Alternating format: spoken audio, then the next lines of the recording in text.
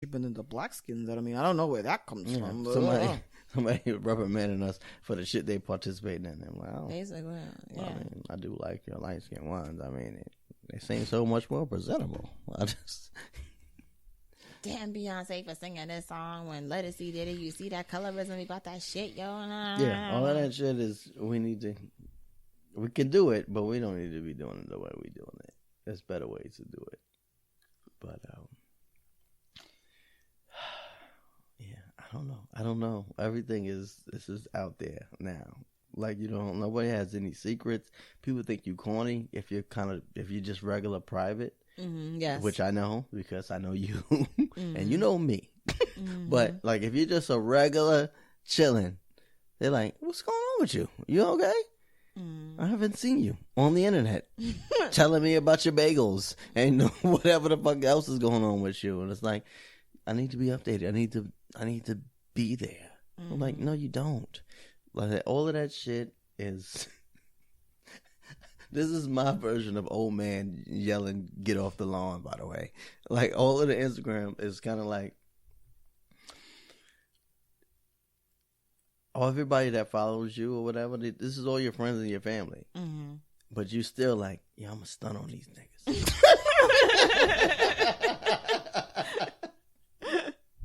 Like, I'm about to just take a random picture of this plane ticket to let you know that I'm out.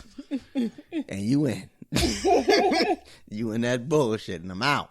I'm gonna take a picture of my feet on this beach when I leave, bitch, and you ain't. Your feet is crusty at the house. And we just fucking punishing our friends because they didn't go nowhere this weekend. And that's what it is. Mm-hmm. You should go somewhere and take a picture of your feet on the beach. No, I promise you I would double tap that.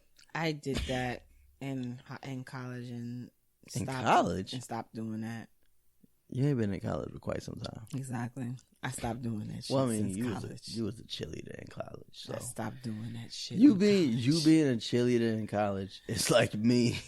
I know. I've spoken about this several times about the fact that like I cheered. I did cheering not for the cheering. I did not like cheering. I did not like being the motivation or encouraging people to do shit. I did not like any of that. I did not like standing there and quote, hand on your hips and a smile on your lips. I did not like doing any of that stuff. What I did enjoy about cheerleading was stunting and tumbling. Those were the two things that I liked about cheerleading. I did not like green eggs and ham. Nope. Listen. I did not like standing out on the sidelines and just like having to be there and then like, come on, Brooklyn. Like I couldn't stand it because they sucked. I don't know how you pulled that off. I was really good at compartmentalizing. I mean this with all the disrespect intended. You were the reason why our team sucked. If you are the cheerleader and it's you, ain't no way we gonna get no wins. Respectfully, I don't know, or disrespectfully, receiving that disrespectfully. I've seen you enthusiastic about things. Fuck you. And. I had a really good game face. You could be the poker champion. I had a really good game face. Like, so when it was time to do games, I knew my part. I knew what I had to play. So I did that when I had to do it. You're not optimistic. There's no hope in your face. But that's what I'm saying. So that's what I was saying. Like with cheerleading for me, I was able to compartmentalize because again, if I didn't care for the cheering part, what I was enthusiastic about and what I did truthfully enjoy was the physicality of it. Like I enjoyed throwing girls up. I enjoyed being thrown up. I did like doing stunts. I did like tumbling because I wanted to be a gymnast when I was like 5 and I could never like realize that dream. So cartwheels and round offs and learning a back tuck and things like that. Like I truthfully enjoyed. So those parts of cheering I enjoyed, and I had to take that joy from those things and push it into the yelling and cheering and putting a smile on my face part of it. So you like being tossed up. Shut up. I didn't really get tossed. My first year. You know why you didn't get tossed up? Why? Because you were plus sized. Lies. I used to be a Medi flyer my freshman year. I wasn't a flyer because they just didn't like me. I think I might have like slept with 3 people on your cheerleading team. You probably did. And by sleep I mean wide awake. Probably did. Wide awake, giving them that mediocre for that. You probably did. Giving them that mediocre tapioca. But yeah, I went up. There was just, you know what? The issue. none of them were cheerful either. By the way, so that means this is why we lost. They didn't cheer for you. No, I mean, you know what's funny? I don't know who, but somebody is probably gonna hear this and like do like a backlog of like, what year was? What year were they in school at the same time? Facts. What was the record? And who was on that team? Facts. I'm gonna be like, wait, who got mediocrely fucked? All of them. I didn't fuck all of them. They're gonna be but like, they who all is got this? Because I fucked. didn't even introduce you, and I didn't say your name. So they were like, who's this? It's who's like, out here giving mediocre dick to these girls? I'm like, everybody though. True. I'm just the only person saying that out loud. I don't. That's kind of like my favorite thing, just about everything. Like even now, no one has still done anything cool with like being like a man that's bad at sex, or like being like a dude like with a little penis. You never hear anyone talk about it. Like they ain't every fucking body. So I was telling my friends in the group chat the other day, I was like, you know what I realized? I realized that I don't know a man who's ever said I'm not good at sex. You know what I mean? Like I like none of my friends have ever told me like a mishappy story. I go, wait a minute, so it's just me? like I don't know what the ratio is supposed to be, but it's New York City, so it's got to be. And all of my female friends, all of them, have nothing but terrible man sex stories. So I have my female friends telling me that most men, like 8 out of 10, not that good at sex. I got all my male friends tearing pussy up. They are ripping the pillow label off a pussy. All of them. Every single one of them are so amazing. They're so amazing at sex, and it's fascinating. You should hear the stories. I'll make a video for you and I'll show you.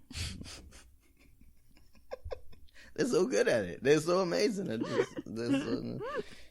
Making girls come all the time. Every time, all the time, and too fast. 65% of the time. Yeah, like I wish she would just let me fuck a little bit, but she just, as soon as I put it in there, the rocket's red glare. So, you know. So these would be first date questions and these are all my, you know what, you want to know what my first date question is? My first date question is not like a why are you single? It's more of I would ask them, what's the worst thing somebody could say about you? Like, what's the worst thing one of your boyfriends would say about you, or a man that dated would say about you? And it's kind of good because the women don't get to hear that, so they don't have like a ready-made answer. But you also can't tell me the truth. You know what I mean? Like, unless you're somebody who tells the truth. But but if you're just a regular person, you'll be like, oh, let me think of a fancy way to. But yeah, it's hard to get a woman on her toes because we ain't supposed to be putting you on your toes. Supposed to be putting you on your back. Oh, snap! Oh shit! Oh shit, son! No, shit, son. Just lay down because you look tired. You look tired. Son. You look tired. You know. You know how to do that. Yeah, you make like the for the next 90 minutes. Like you're so tired. I'll make you for the next 90 minutes. That Dr. Huxtable. Put that Dr. Huxtable tea on the stove. You ain't shit. No, Dr. Huxtable. But that is a good question. Yeah, so you ask them that, and then you see them. So you would ask me that on a first date, and what would you say? I actually have an answer for that. Let's hear it. The worst thing that someone who's ever dated or been with me would say about me is that I can be depressing. I can be depressing. I have a lot of depressive mood swings. So. You know what that sounds like to me? That I'm just sad and black. No. It sounds like when somebody asks you, what are your worst qualities? And you were like, I just work too hard. Like, I'm such a hard worker. I just don't know when to stop. I don't sleep much. I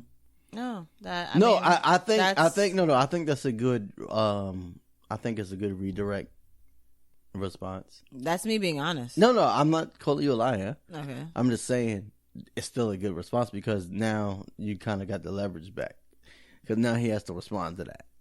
And dude, suck at empathy, and so okay. Now he either has to address that, right, or he gonna ask you some whole other shit.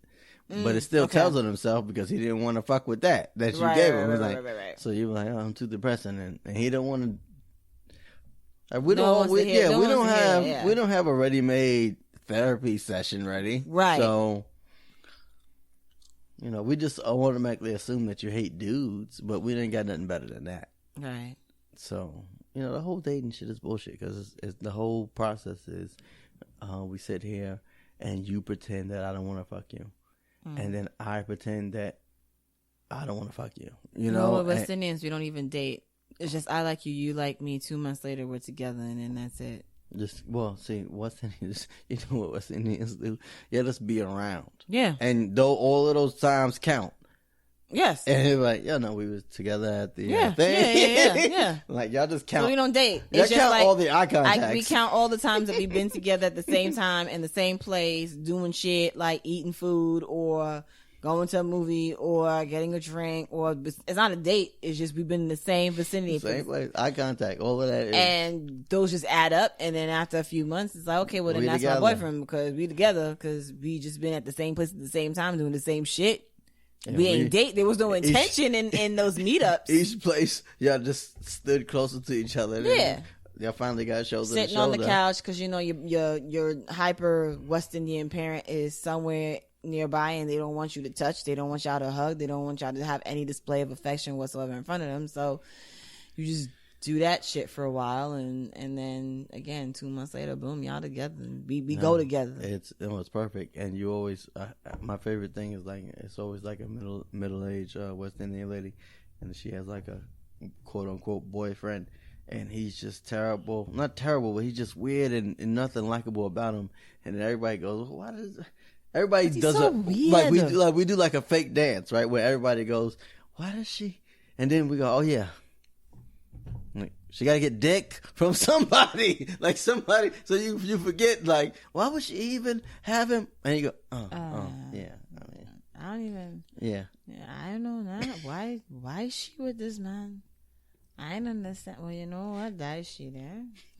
That's the end. It's always the end. It's always the end. You go, why? And you try to figure out and you go, I already had it figured out. Why was I even...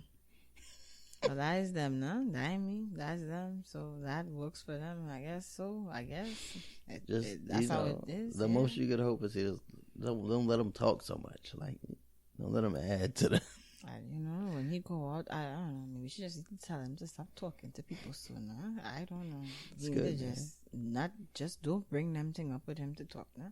Or when you go to see him, don't bring, just don't say anything. Just talk and walk away. Just say hello and be respectful and then walk away. You have to talk. You have to have no talks, no kicks with him now. That might be you. Like. You gotta let that shit slide. He not someone you could kick up and lime and thing with, My grandmother used to date some weird ass dude, and we didn't know what. But then we came to the realization, like, oh, okay, all right. Grandma just needs some. Yeah, but like, who else is gonna like? Because I don't know how other people feel, but I don't want my grandmother to go unfucked. That's nice of you. That's I don't want to live in a world where you can't be fucked just because you old and shit. That's right. Don't be ageist. Well, that's how you are when you're young. You go, I'm immortal. You think your dick gonna be this hard all the time. Like, no, that's not how it works. Well, that's how it is for Larry King, right? He's like 75 and babies, I guess. Supposedly, but I mean, somebody could achieve that. Like we're dumb. You know what I mean? Like if you told me you were pregnant and it was mine, I'd be like, I guess it is mine somehow. I don't know. Immaculate conception. I don't know how anything works. I know I sneezed on you once and that's wet. And I don't know. I don't know the science. I just know that motherfuckers, you can easily